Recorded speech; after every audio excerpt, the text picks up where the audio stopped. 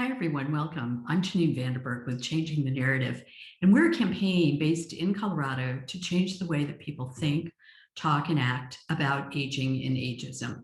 Thrilled to be with you here today at the noted Expo, where we're going to chat about one of my favorite things, anti-ageist birthday cards, and why they can be a powerful tool in changing the narrative, or that is the story that we tell ourselves and others about getting older, about aging.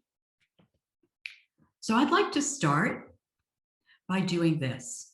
I'm going to invite you to look at the next slide and imagine you've got a birthday coming up, or maybe you've just had a birthday.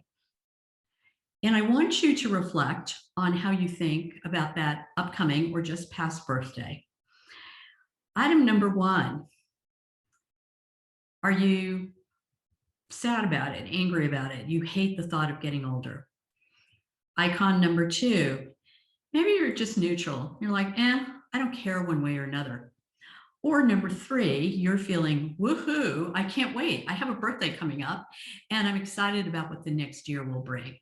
So just take a moment right now and jot down whether your state of mind about an upcoming or just past birthday is 1, 2, or 3. So imagine for a moment, if you will, that there was some sort of berry or some sort of food that we could eat, some exercise that we could do that would help us live longer, have better physical and mental health, improved memory, and even reduce the likelihood that we might develop dementia someday. We'd be all over it, right? We think that would be great. Well, here's the reality, and this is great news for any of you who noted item number 3. We know through research by the Yale School of Public Health, a woman named Dr. Becker Levy and her colleagues, that having age-positive attitudes, feeling positive about getting older, yields all of those benefits. Longer life, on average 7.5 years, better physical and mental health, and that reduced likelihood of dementia. So those are great things, right? If we're feeling age positive, and we should be all in, right? But what gets in the way of really getting those benefits? Well, it's kind of what we're surrounded in by our society. And what that is ageism. So what is ageism? Ageism is prejudice, it's stereotyping, it's discrimination based on age. It can be directed against younger people as well as older people. So for example, if a boss looks at you and says, you know, you work really hard, but I don't think you have enough experience yet for this position, despite your qualifications, that is ageism, and it's ageism directed against you as a younger person. If that same boss is looking at you as an older person and saying, you know, I'd love to give you an opportunity to learn this new software, but I don't think you're going to stick around that long because you're older. Well, that's another example of ageism. Both of them are based on stereotypes of what it's like to be younger or older, and often it leads to outright discrimination. Either way, whether directed at younger or older people, it's unjust, and it means that we lose out on opportunities, as do our communities, workplaces, and society. So ageism actually shows up in a lot of places, but we're going to talk for a moment about how it shows up in the workplace, because for most of us, that's a fairly common experience of going to work. So here's what the data shows, and it shows that ageism is pretty rampant. On the left-hand side, you see that statistic, 56%. This was a study that was done of the Urban Institute of Americans over a long span of years, and found that 56% of Americans entering their 50s with stable employment, stable jobs, either were pushed out or laid off, and only 10% of them ever recouped financially. And that's something that I hear about every day at Changing the Narrative. As I go around and I talk to people about ageism, I hear people say, you know, that ageism thing you're talking about happened to me, happened to my partner, happened to my dad. We know that ageism in the workplace is rampant and has really negative consequences. Things like people not being able to afford their mortgage, people like not being able to, and a father was talking to me about this, about having to tell his son that he wasn't going to be able to help out with college tuition anymore. Ageism is real, and we know it's fairly rampant. This middle statistic from an AARP survey found that 61% of people age 45 and older had either witnessed or experienced discrimination based on age in their workplaces. So again, both studies, over half of older people seeing workplace age discrimination. There aren't as many studies about discrimination directed against younger people, but a study that was released last summer showed that 49%, so almost half of younger people, felt that they had experienced workplace age discrimination, stereotyping, either from a colleague or sometimes a supervisor. So again, across the lifespan, we know that ageism, that stereotyping, discrimination, prejudice based on age is pretty rampant, and that it has negative consequences for us. So it's really hard to maintain that age positive attitude that we're supposed to have about getting older when we're surrounded by ageism. We know that ageism really has its roots in implicit bias. And implicit bias means it's bias that we kind of all have because we've been surrounded by negative messages about getting older from the time that we're children. And that's what research shows. Kids as young as 3 and 4 years old start developing those ageist attitudes, right? Of thinking us versus them. There are us, and then there are those older people. And the good news is that actually, if we are aware of implicit bias, we tend to try to check it in ourselves, and we can therefore act in ways that are less biased against people as they're getting older. But I want you for a moment to just stop and think. Again, take your pen, maybe jot down a few words. When you think about getting older, what words and messages come to mind for you? So just take a moment and jot those words down. And now what I want you to do is look at this selection of birthday cards that I purchased this summer at a retail store and see were any of the words that you jotted down reflected in these cards. Cranky or more difficult, everything hurts, right? It's all decline, deterioration. Grumpy old man, here you're killing it. So it's important for all of us to think about what are the messages that we're sending in our birthday cards that both reflect the cultural narrative that is out there, but also reinforce it. Because every time someone purchases a card, sees a card on a rack, sends a card, we're reinforcing those negative stereotypes that instead of aging being a normal and positive thing, aging is also actually all decline. It's the idea that we are over the hill, that as we get older, we no longer have value, or using a hill analogy, as the next card shows us both literally and metaphorically, that literally getting older is a process of all being downhill. Of all the cards and all the ageist birthday cards that I've seen in doing this campaign, this is probably the one that I hate the most. This whole idea of that as you get older and a woman, and everything is downhill, and somehow that someone thinks is humorous is a great example of implicit bias. And I think it's important for all of us, whether we're in the anti-ageism business as I am, or you're coming to this conference as a wholesale buyer, you're coming here as a designer, to be aware of the implicit bias that we all may have that may lead us to think that this sort of depiction that reinforces negative stereotypes about age in a way that we wouldn't create cards that would reinforce negative stereotypes about race or gender, for example, but how this reinforces negative stereotypes that have those adverse consequences.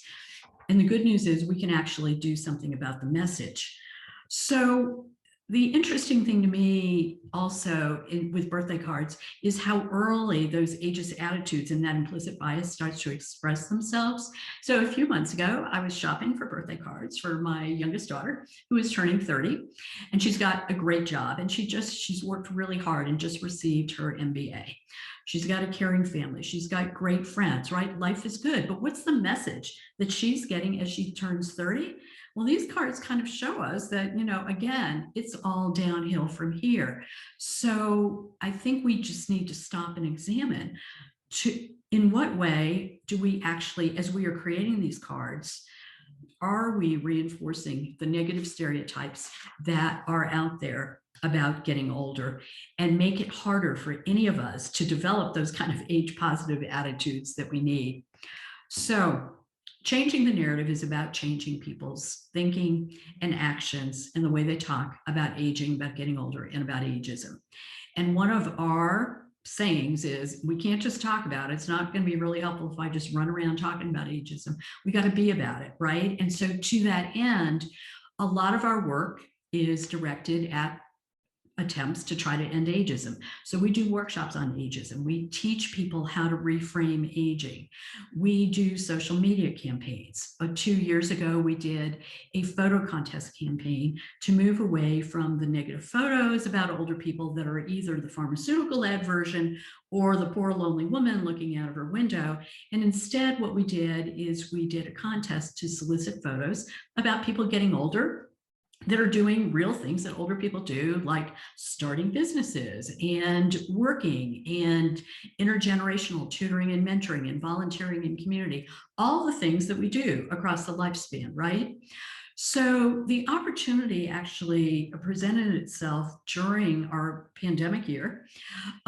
We had a lot of savings in travel money because we moved most of our workshops virtually.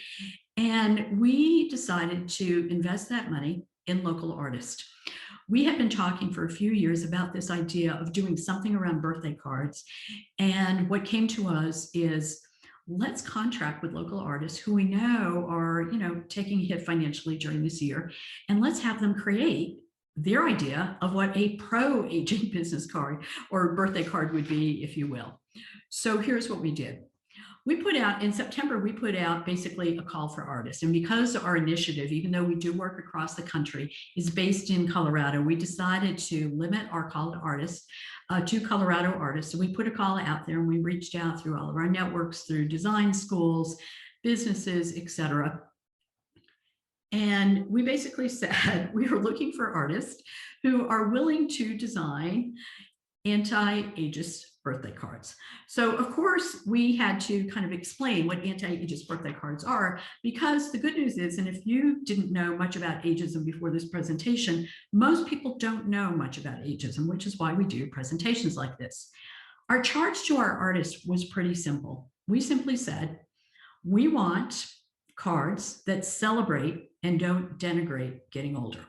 We didn't do a formal scope of work and a lot of specifications. We put the call out there. The application process was pretty simple. We asked artists to watch a 10-minute video that we produced about the messages that we did not want to see in birthday cards. So all the messages that reinforce negative stereotypes and the words that we didn't want them to use. And you see some of these words on the slide. And because these words are shown to kind of reinforce again those negative stereotypes. And instead, we gave them some of the messages. So some of the messages are that we know that aging is a normal process, that aging is a time of contribution and growth, that we kind of all learn more as we get older, and that can be useful to our communities if we don't allow ageism to get in the way, and that we should celebrate getting older. So basically our process was we want you, and we're going to contract with you. We're going to pay you to design cards around this. And we asked artists to apply through a Google form, which basically asked for some information about the artist, some indication, what was their experience with ageism, if in fact they had had any. How did they think? How do they believe that art can actually change the cultural narrative, the story that we tell ourselves about getting older? And we asked them to just give us, show us a few samples of the kind of art and the kind of cards that you produce. So that was it. We had over 60 artists applied, and honestly, we were kind of stunned. And we ended up selecting 22. And honestly, if we had had the budget, we would have probably contracted with most of the 60 plus artists, because we were really inspired by the fact that so many people wanted to participate in this campaign. The 22 Colorado artists ended up being from all over Colorado. So Colorado, from urban, rural, frontier, the really isolated areas in Colorado. In age, our artists range from age 16, was our youngest artist, to age 82, represented by people of color, people with disabilities, LGBTQ. So we had a really diverse representation of artists. And I think what happened as a result is we had a very diverse set of ideas about what it would mean to celebrate aging instead of denigrating aging. And we're going to share with you just a few. You can see others of our card designs in our virtual booth, but I'll share a few that we selected and why they stood out to us as being able to tell a different story. And each of them tells a different story in a different way. We were not seeking to develop a collection. We were seeking to basically provide examples of what a pro and age positive birthday card could look like. A panel of judges actually picked our artists. So this is important to know. And what we tried to do in picking our artists was actually having an artist, having an expert in reframing aging.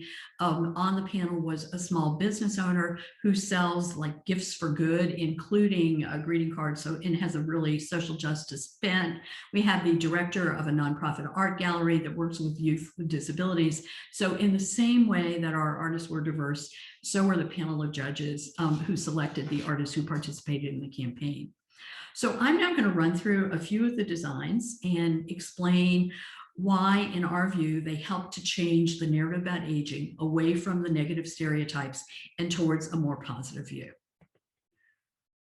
So first, people sometimes say things, and again, this is implicit bias at work, or we just don't know better. People will say things like, oh, you're this age, you look great for your age. That's actually not a compliment. And the reason it's not a compliment is it suggests that at a certain age, you're just supposed to look like what, really bad? And what this artist did, and we thought was a very clever way, was basically kind of flip that compliment on its head and just say, you look great, crossing out for your age. You look great all the time, which is actually a great way. If you're talking to someone who's older and you think they're looking good that day, just say, you look great, you look good, not you look good for your age. Our second artist took this notion that getting older is about being over the hill, and we think took it in a really interesting direction. Young Black woman. There's a theme here, I think, of also surviving the pandemic, and we'll see this in a couple of our cards. But basically, instead of that, oh, you're over the hill at a certain age narrative, instead took a you're at the top of the hill approach. You can see here, she says, every year is a victory, happy birthday. We've got someone kind of celebrating at the top of this hill, right? And inside the card says, congrats, another year conquered, happy birthday. So again, taking that idea that it's all downhill, as you get older, and instead saying, here you are, you're at your peak, you've conquered another year, you've learned new things. So we really like this. We also like the vibrancy of color, and I actually like the vibrancy of color so much that ended up engaging this particular artist to create our new vibrant logo for changing the narrative, because I loved her sense of color.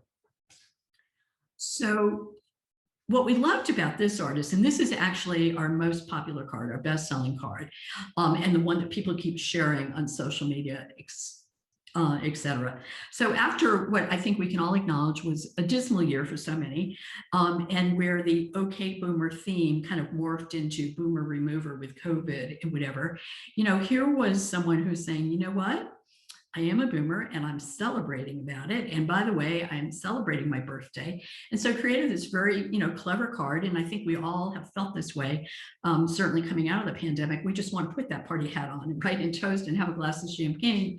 So she woke up, put on her birthday hat and said, this calls for some champagne and shenanigans. And the inside of the card says, count me in, girlfriend. And I think that's a feeling that all of us has had, but this feeling of, we're going to celebrate our age and we're not going to allow others to define us either with terms like OK Boomer or any of the other horrific terms that are sometimes applied to older people. No, we're going to celebrate and we're going to acknowledge that getting older is a great thing.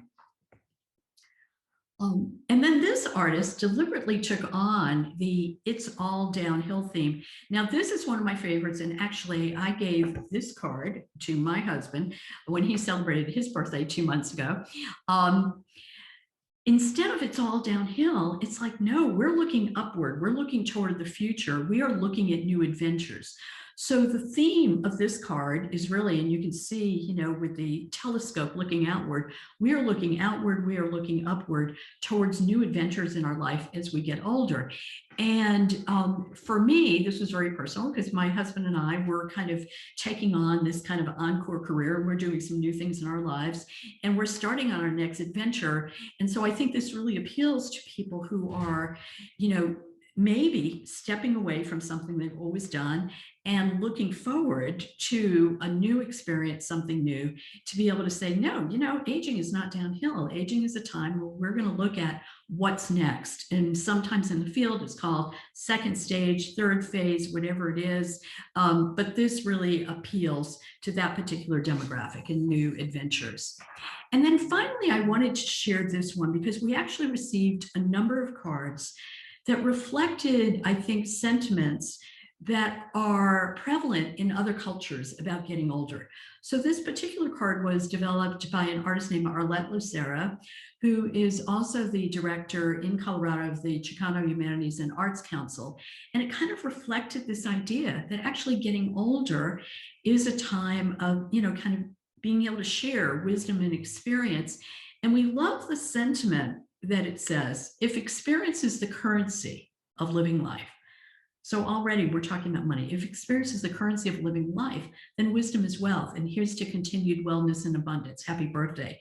And what is interesting to me, of all the social media that I've shared this on, I've shared this particular one on LinkedIn with some sort of, caption. Wouldn't it be great if all employers looked at wisdom as the currency of living life, and wisdom is wealth? And that tends to get shared a lot. So I think it's kind of, but to me, this also calls attention to the fact that by deliberately trying to seek the perspective of diverse artists, we got diverse perspectives on how people view getting older and what the benefits are of getting older. And we were able to kind of reflect this throughout the different themes in the birthday cards that you can find actually in our booth. So why are we here? Why you? And why now? Well, I think this is another one of my favorite sayings. Today, for each one of us, right, is the oldest we've ever been. And I want you to think about this before you go to sleep tonight. It's actually the youngest we'll ever be. We're all headed in the same direction. If we are fortunate, tomorrow we will wake up a day older, right? Birthdays are a unique way that we kind of mark this passage of time, right? And what all of you do, whether you create it, you buy it, you wholesale it, you sell it in your shops, all of you are purveyors of these very tangible markers and milestones of this truth that we are all getting older. So that's why you, and so that's why when we think of what was the best way to talk about ageism and using birthday cards to talk about ageism for us at Changing the Narrative has been a really accessible way where there were some audiences who are going, ageism, I don't want to hear about that, no. But if we talk about birthday cards and we talk about how it reflects ageism in our culture and in our attitudes, people are a lot more opening and accepting. And we actually get a lot of media coverage around this because people like to talk about birthday cards. You know this, you design birthday cards, you sell birthday cards. Birthday cards are a popular item and it's given us a very accessible way. So that's why it was important to us. And we also recognize that you are in the position to make a difference. Why is now the right time to do it? There's kind of a convergence of a number of things that are going on right now. First, and in part because of the pandemic, but it had already started to grow, the pandemic really exposed ageism around the world. When elected officials were calling for older people to sacrifice themselves for younger people in the economy, that got a lot of people a little bit woke to the idea that ageism exists. A lot of policy decisions were made that increased social isolation, et cetera. So people have really started, as we come out of the pandemic, mobilizing and saying we need to use our voices to end ageism, because now we're seeing it and we're seeing how it affects us. At the same time, we announced, and this was this fall, at the same time we announced our Celebrate Age campaign, and we're soliciting artists, and this kind of spread through social media on the internet. The Center for the Policy on Aging in London reached out to us and they said, we're working on a birthday card thing, and you see in the lower left-hand corner, they basically contracted with someone in London. They call it a doodler, but to create these kind of a very limited collection of birthday cards, but again, around the idea that aging is good. So you see here the title, Shy, as researchers discover that aging is good. Then we start meeting, right? And so we're meeting with the people in London, and then people from the European Union come through. We discover that in Finland, there's an artist also doing an anti-ageist birthday card campaign. You see her card in the upper right, aging fiercely since my birth, as is everyone really. So the cards kind of vary from inspirational to clever to fierce, as in this case. And then the other reason that the time is now is that there is now a global coalition that has formed. They released a report on March 18th calling in United Nations, World Health Organization, and others, calling for a global campaign launched this year to end ageism. And if you look at item number 3 on their 3 recommendations for action, what they're asking for is building a movement to change the narrative about age and aging. That's what we're trying to do. And literally every meeting that we have in the US and internationally, there are more and more people. And this is also a grassroots. So it's not just leaders of organizations who are coming together. As we get older and people in their 40s and 50s are realizing they're being pushed out, women in their 40s and 50s are saying, you know what? I'm looking for a birthday card. I don't want to send that anti-ageist birthday card to my friend. I don't think that's funny. There's a growing movement, and they are joining this movement to end ageism. So I think that time. There's also an enormous business opportunity because the world is aging. So AARP did some research that showed the total of the gross domestic product of the United States, represented by the population that is age 50 and over, $8.3 trillion. And that places the US population age 50 and over, as you can see in this chart, third largest economy behind the US overall, and then China. It's a huge economy. It's called the longevity economy in our field. And people have money and they want to spend it. And what they don't want to do is spend it on cards that make fun of them and that reinforce negative stereotypes that they know show up then at work and in other places and are damaging. So there's this current and growing business opportunity that I think is a huge business opportunity for card makers. So the opportunity really for all of you is to be at this leading edge of advancing this age-positive culture, the culture that can result in all of us living longer, living healthier, having better memory, reducing our likelihood of dementia, and basically just, having a better overall life while tapping into new markets. The more people learn about ageism, the more they reject ageist birthday cards. 2 years ago, a friend of mine who really has been the impetus for part of this anti-ageist birthday card, she's one of our volunteers. We call our volunteers change agents, with age capitalized. And she wrote a blog about how for the first time since she had become a change agent for changing the narrative, and she had been talking to her friends about ageism, she had been doing group presentations on ageism, she passed a milestone birthday, and for the first time she received not one ageist birthday cards. Her friends went out of the way to find, and they had to go out of their way to find cards that actually celebrated aging. I do workshops, as I mentioned, across the country on ageism. And everywhere I go, people complain about ageist birthday cards. A woman in Maine told me that she walked out of an independent store that carried beautiful gifts where she was going to shop for a card for birthday for her friend, but she walked out of the store because it had ageist birthday cards. So not only did she not buy the card, but she also then did not spend money with the store buying the gifts. She walked out because of ageist birthday cards, thinking, why would we spend our dollars in a place that thinks it's okay to mock as we're getting older? We've heard from people all over the country as we're starting to share the news about this anti-ageist birthday cards, how excited they are to buy and send our cards. Do we want people to buy and send our cards? Sure. But what we really want them to do is buy and send your cards. We want them to see inspired designs. We want them to see clever designs. We want them to see inspirational designs, beautiful designs that celebrate the universal fact that we all face. We're all getting older. Getting older isn't bad. Ageism is.